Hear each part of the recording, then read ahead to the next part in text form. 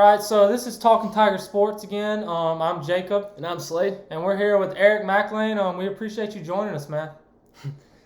Man, excited to be with you guys, man. When you hit me up on Instagram, I had to come on and talk a little Tiger football, baby. Come on. Yeah, that's right. All right, first question. What was the recruiting process like coming out of high school? I know, obviously, you ended up at Clemson, but I'm sure you had other colleges. What was that all like? And how did you make the choice to come to Clemson? Yeah, man, it's actually funny. It's a crazy thing. It's a total God thing that I ended up at Clemson because I grew up in SEC country, and I grew up wanting to be a Tennessee Volunteer, which that's a super sore subject right now.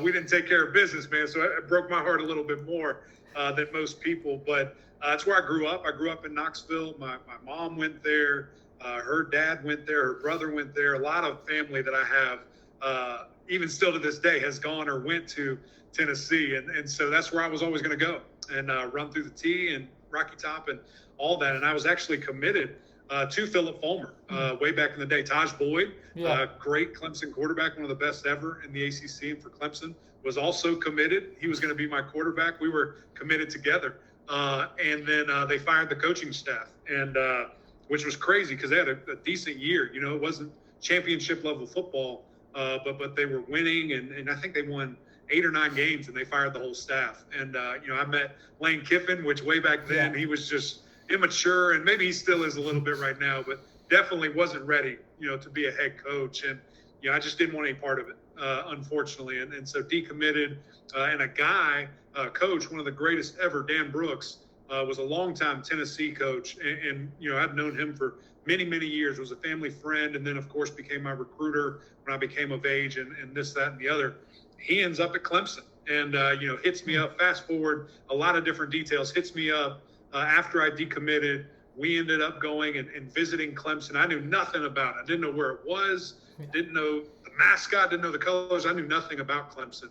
And then once we kind of pulled off 85, I saw those tiger paws on the road there, and the sky was purple and orange. It was sunset. I'm just like, this is crazy. This is an amazing place. And I visited a ton of different places: Ohio State, Alabama, Auburn, Tennessee, all over, man. And Clemson is just so different. I mean, there's a freaking cow pasture, 10 minutes, and then there's the stadium. And so it was so different. And then just meeting Coach Dabo Swinney really before he was the guy. I mean, my senior year, Clemson was 6-7. We had a losing season, going into my freshman year, in 2011, the things that we did then. So meeting him and just seeing how passionate he was about his players, about this place in Clemson, I wanted to be a part of it, man. And it was so infectious that I had to pull the trigger.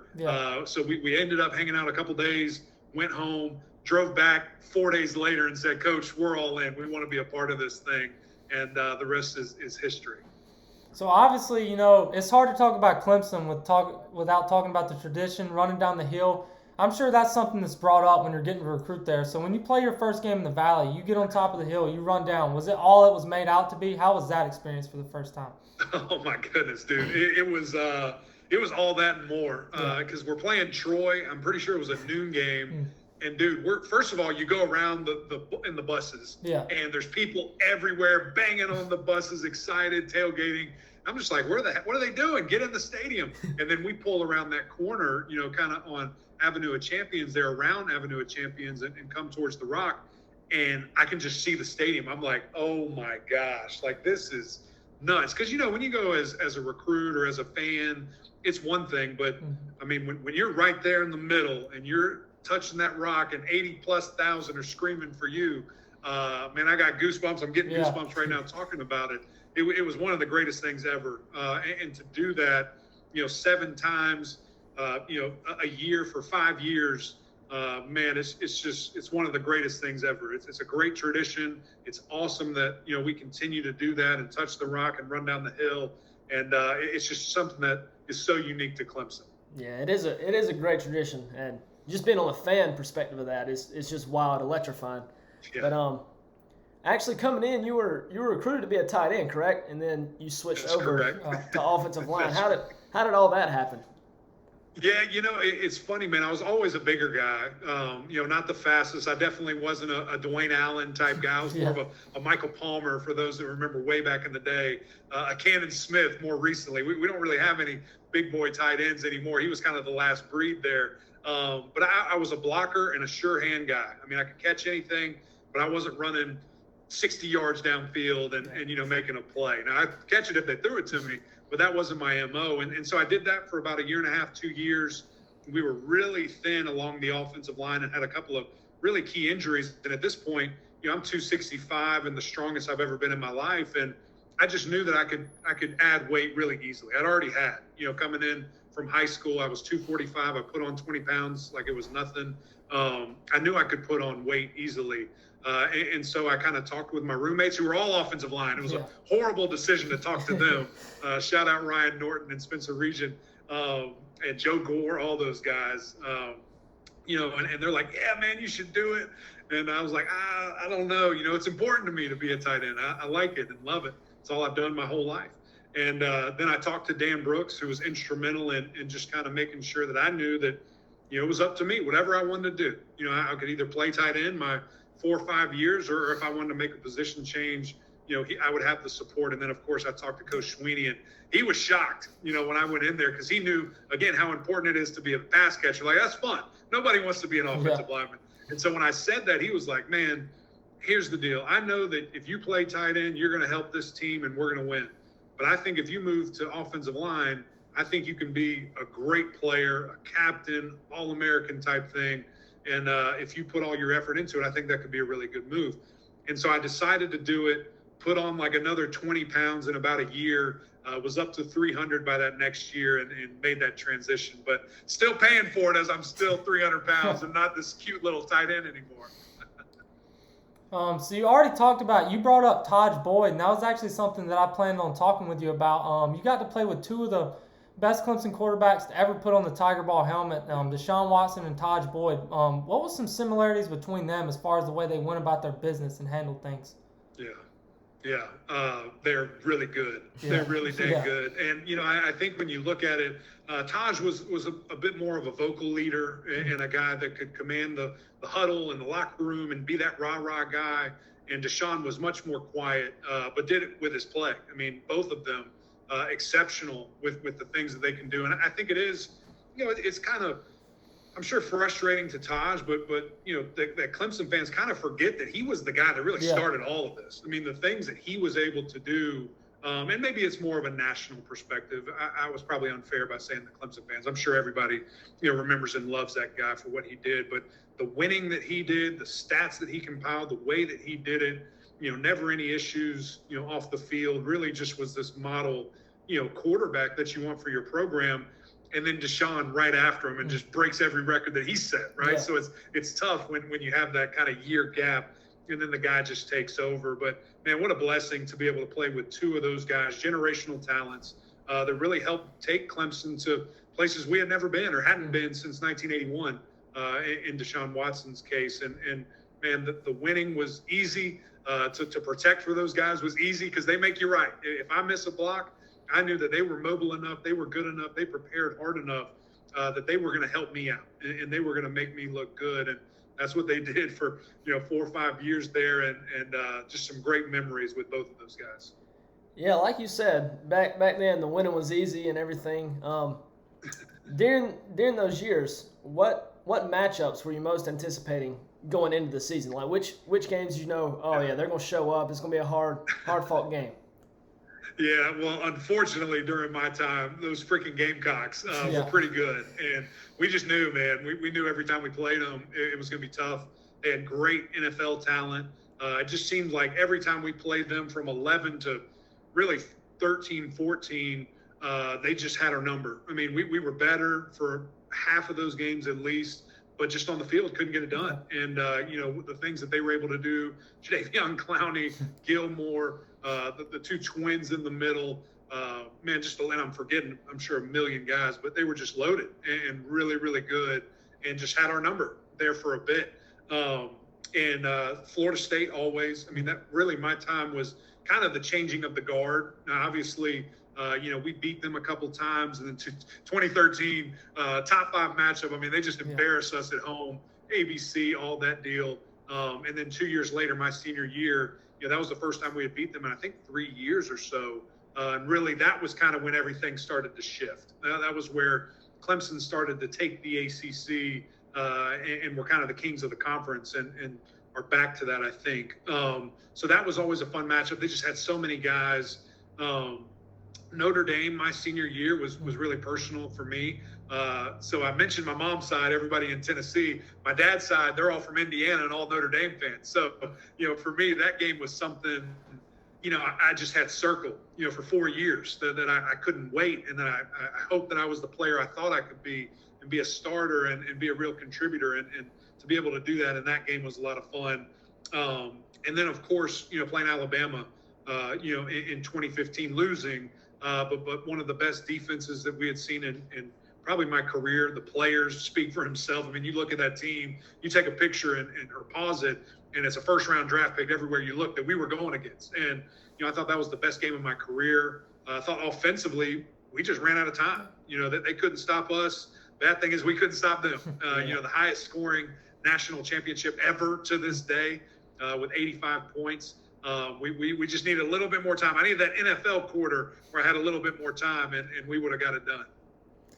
Yeah, like you mentioned just a while ago, the Notre Dame BYOG Bring Your Own Guts game. How electrifying was that game? I know that was wild. I mean, it was historic. I mean, there was literally a world flood, that happened right in South Carolina that we had never seen, anything like it. And we're in a state of emergency. And I think Nikki Haley said something when she was our governor and said, Clemson's playing. We're playing ball. And I just remember that whole week, you're so excited. You want to play them, and you're like, God, all this rain. Nobody's going to show up. There's so much going on, all this craziness. And, boy, it was the craziest, loudest, most fun home game I've ever been a part. Like, the rain and the chaos just energized Death Valley. And our fans, man, they just went crazy and really, truly helped us win that, football game and game day and all that. I mean, the whole nine, for that game and what it meant. That was kind of the game where, we kind of kicked the door down on the national scene and didn't look back. So I know, and while we're on the topic of talking about matchups, obviously now you work for ACC Network. You do the ACC primetime games at 7:30 every week, and you get the opportunity to work with EJ Manuel and Coach Rick. And obviously you matched up against both of them in your time at Clemson. Played against Manuel in 2012. Obviously Coach Rick opened the season in 13 and 14. Does that conversation ever come up? Is that something that y'all ever talk about while you're on set or anything like that? It is, man. And unfortunately, I split with Coach Rick, so we were 1-1. I heard there was supposed to be a third game, but Georgia opted out. I don't know if you guys can confirm that, but I heard there was supposed to be a third one, maybe down in Atlanta. They didn't want to do it. And then EJ, I have a losing record against EJ too. So it's unfortunate. They get to bring it up. But I do like to remind Coach Rick, just about 2015, we're down in Miami. We beat them boys 58-0. They fired that coach that day, and that got Coach Rick the job. So I always tell him, he owes me some of that salary that he got from those Miami days when he got hired by them. Like you, now that we're on the topic of you working for ACC Network, so in your time at Clemson, is that ever a thing that you thought about that you would ever be on TV or anything like that? Was that always a goal of yours, or how did that opportunity come about? Yeah, man, what's interesting is, during my time at Clemson, I was asked to do media stuff a lot. I think in part of that was because Deshaun didn't want to or didn't like to. And so for me, it was kind of something where when Marty Smith came to town, when Kirk Herbstreit came to town, Chris Fowler, Reese Davis, all these guys, I was the one that they interviewed. I was the one that would go and do these features or these interviews for TV. And, for really 2 years, I got to do that. And it was something that was just a lot of fun. The media on Tuesdays, with Clemson was always excited to do that and wanted to, really kind of treat it as a job interview because I didn't know what or who, but I knew people would be watching. I knew maybe somebody watching would potentially give me a job one day. Yeah. And so I always kind of took it with that mindset. And that was really it, man. I wasn't interested in going on to be in sports media. Tim Beret, my man, who I really think helped get me this job with ESPN, always said to me, hey, you need to do this, you need to do that.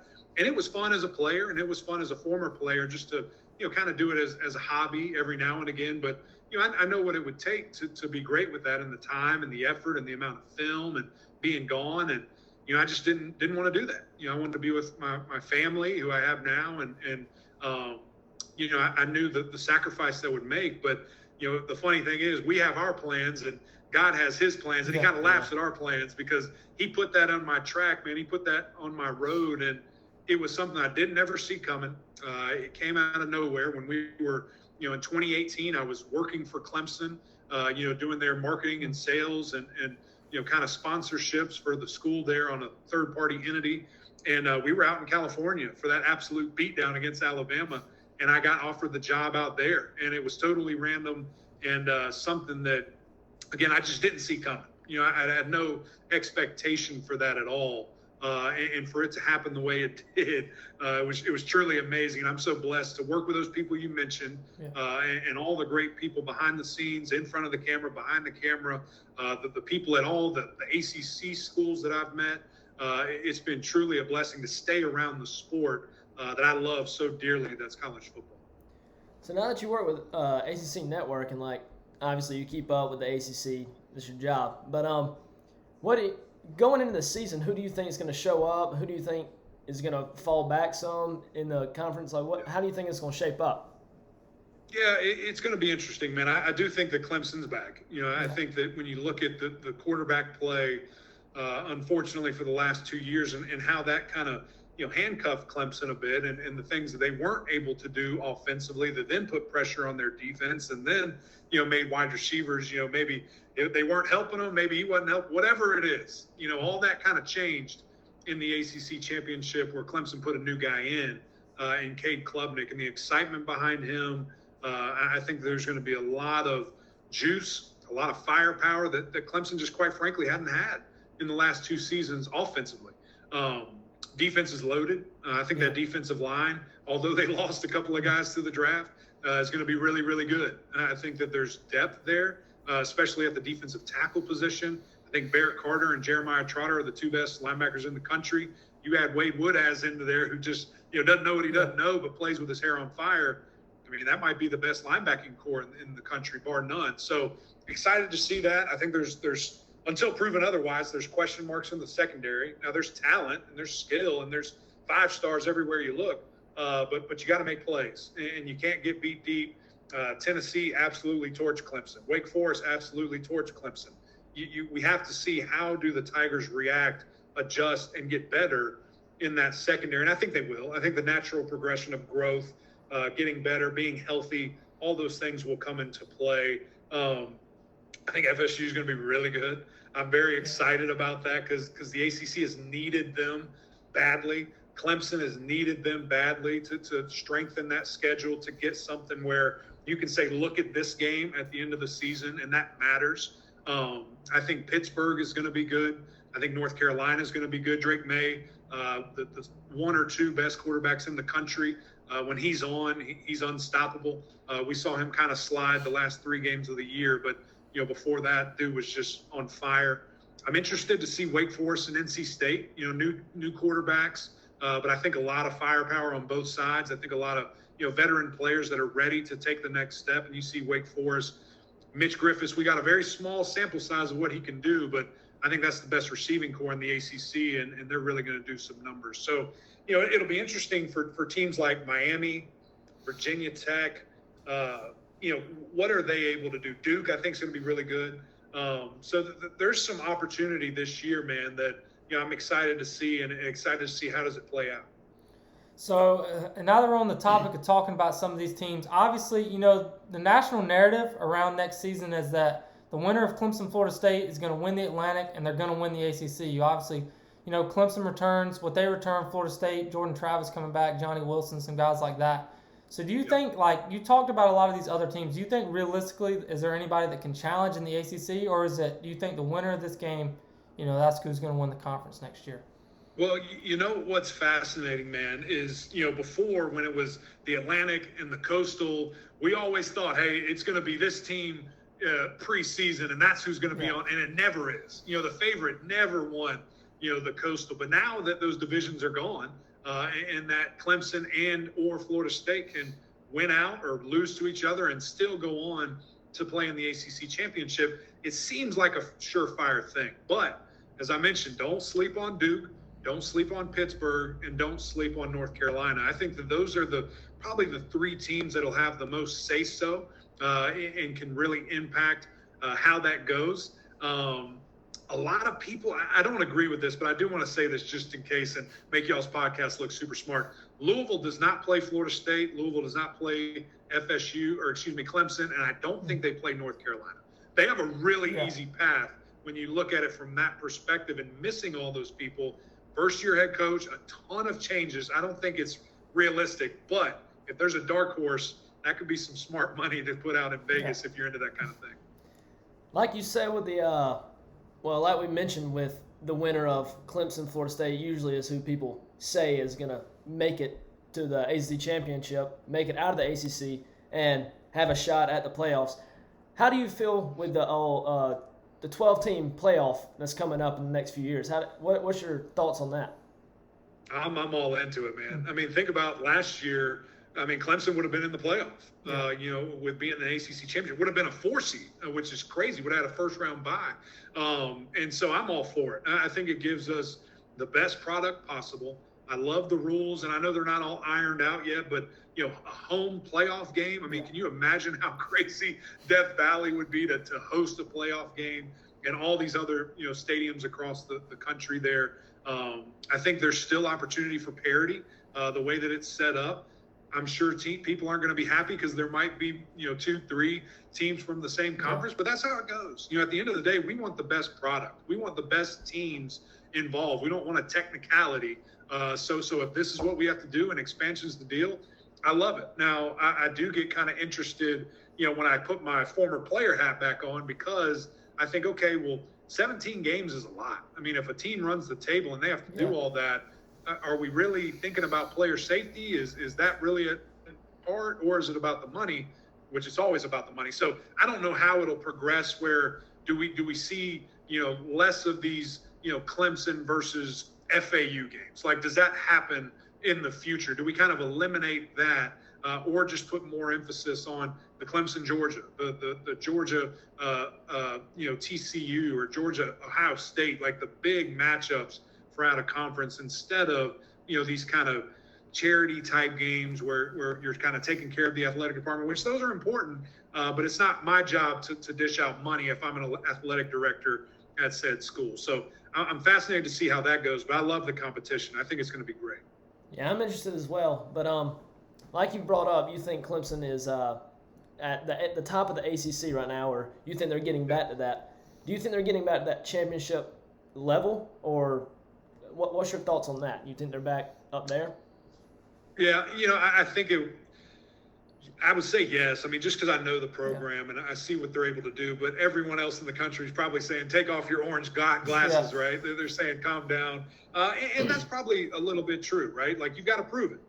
Unfortunately, these last couple of years, you haven't been good enough to get that done. And offense has been stagnant, and defense couldn't do enough, and this and that. So, for a lot of people, it's going to be do it on the field. Like, I'm not going to predict you to win until you make me and you go and do it. And so I think the biggest concerns, I mentioned the defensive backs, and then really just at the wide receiver position, somebody stepping up, to be the guy.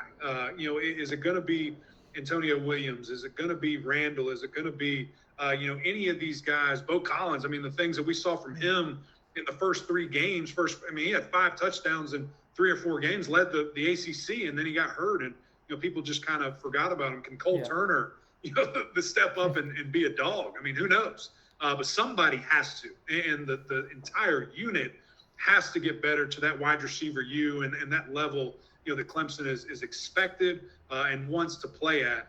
Like I said, I think quarterback play is certainly going to help that, but those guys have to make plays, have to stay healthy, and then I think Clemson, all bets are off. They can do whatever they want. So now, we've talked about the current state of Clemson and college football a little bit. Now I want to steer back a little bit towards your playing days.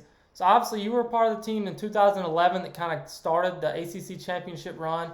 We win it that year. And then you fast forward all the way to 2014. We lose Boyd. Stout starts the year at quarterback. In steps Deshaun Watson. He's lighting the world on fire. Then he goes down. Clemson goes, I believe, 10-3 that season. And then next year, boom, out of nowhere, undefeated season. How was it feel in the locker room? Was that something that y'all expected to happen? Because I think we would be lying as fans. We knew Deshaun was coming back, but he's coming back off the injury. I don't think anybody expects Clemson to be 14-0 and playing in a national championship just 1 year removed. Yeah, nobody did, man. And what's funny is everybody expected what we did the next year. They thought when those guys were juniors, they were ready, all these different things. But this is a true story. We were in the third day of fall camp. I think that's the third or fourth day. The first day, whenever full pads come on. And I text my grandmother because she would come up and back from Clemson, who's an Alabama grad, by the way. God bless her. She would come up and watch us. And I remember texting her, we're going to go to the national championship. Yeah. Like, I just felt like we were so different. We were so dialed in, with our install. And guys, I mean, it was like we had a 10-year veteran NFL team. Like, everybody was just flying and doing their job and practicing, the right way. So it wasn't a surprise, to me. Obviously, when you do it, it's amazing and it's very cool. And we didn't finish the job, but the next year, man, those guys picked right up where they left off, and it was amazing to see that. My brother, my brother-in-law, and my cousin all on that team. So three of us got rings. I've got my little silver medal bandana or whatever you want to call it, medal that I can hang up. But it was cool to see that for sure. After that, did you think that they would still be around for the next few years? You think they'd still get back at the national championship, or were you like, oh, they'll fiddle off a little, just slow it down? Yeah, man, the one thing that I knew about Coach Sweeney from the first day I met him, going back to that story and how passionate he was and how detail-oriented and how much he loved his players on and off the field, I knew once he figured it out, it wasn't going away. I mean, the success is contagious. It's very purposeful. It's very intentional with how they do things. And sure, there might be bumps in the road, but, man, he is one of the best, if not the best, in the entire country. And the things that he does, the process that he has, the way that he goes through things, and he does it every year. Like, it's copy, rinse, repeat, edit when you need to. And we've seen that, right? We saw Clemson, win an ACC championship game, play in a New Year's Six, and fire their offensive coordinator and get better, right? Like, it's crazy to see when they need to make adjustments, they do. And, maybe people got impatient and don't agree with the timing or how long it might take him or the different viewpoints he has on things. But proof's in the pudding, fun's in the winning, and he does that a lot. So this is kind of switching gears a little bit, back to a kind of current times here. I could be wrong, but I believe the last time Clemson fired a coordinator before last year was when we fired Kevin Steele in 2011, I believe it was. And that's when in comes Brent Venables, and we saw how that worked out. So Clemson fires our offensive coordinator last year, and in comes Garrett Riley. For the Clemson fans who may not know a lot about this guy, what is he going to bring to the table for the offense next season? Yeah, man, I was really excited to get down to Clemson, call the spring game, spend a couple of days with the Tigers, and really just to meet Coach Riley. And, man, if you met him for the first time, you'd think he'd been at Clemson for years. He just fits. He's a Clemson guy. His attitude, his demeanor, again, love for his players, and understands that off the field is just as important, if not more, than on the field. So from all of that aspect, I'm like, man, this guy's awesome. Like, he fits. He's perfect. And then you look at what he does and kind of the tempo, a lot of simplification of this offense, and they're going to be rearing up and ready to go. So I just want to thank you for coming on again, man, taking time out of your week to come on and do this for us. This was awesome, man. Yeah, man, I appreciate you guys having me. My only request is that Florida State game. I need to be back. We need to talk about that game. All right. So I look forward to coming back on good. with you guys. We'll keep in touch. Thank you. No doubt. Appreciate y'all.